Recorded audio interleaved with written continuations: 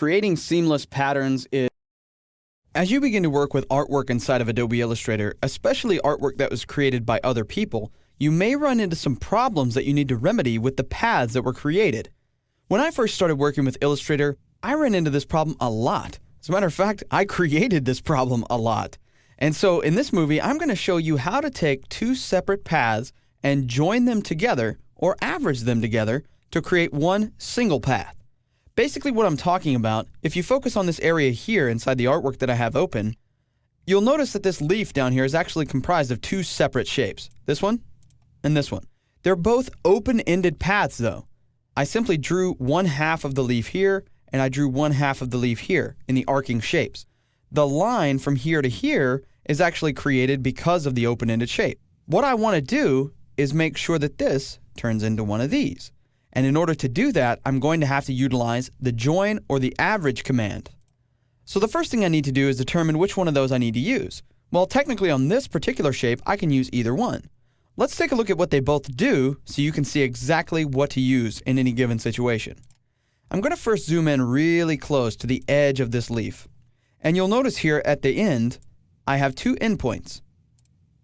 And I can actually take these and make sure that they match up really close, like so.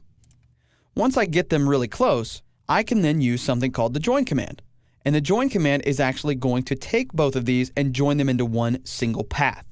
Now, could I manipulate these anchor points individually and move them into the right space and then use something like the pathfinder or a compound shape to do this? Absolutely I could. But that takes a lot of time, and as you know, we don't have a lot of time.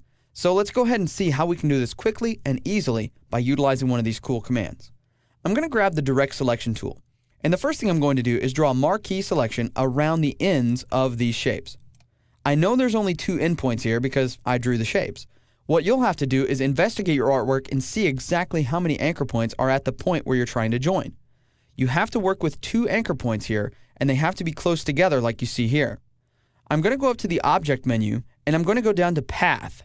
At the top of the Path menu, you'll see Join, and you also see the keyboard shortcut, Ctrl-J.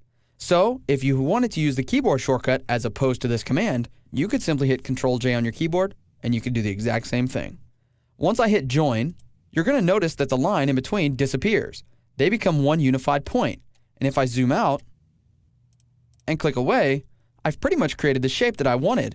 However, the endpoints weren't exactly matched up.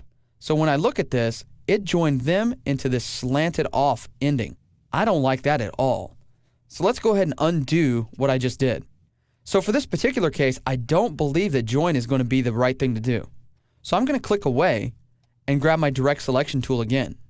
This time, I'm going to select the two endpoints here. Notice that these endpoints have a little bit of distance between them. They're not actually touching.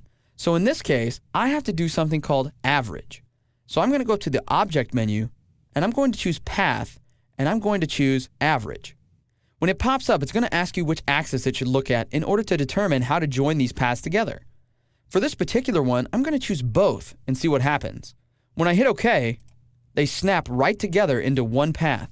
And if I zoom out, you'll see here that it has completed the shape just like I wanted it to.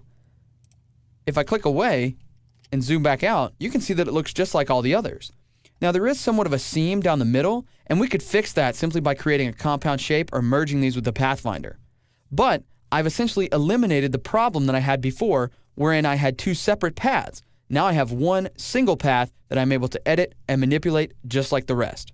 So the next time you run into a problem like this, try the join and average commands and see if they don't help you get where you need to go just a little bit faster.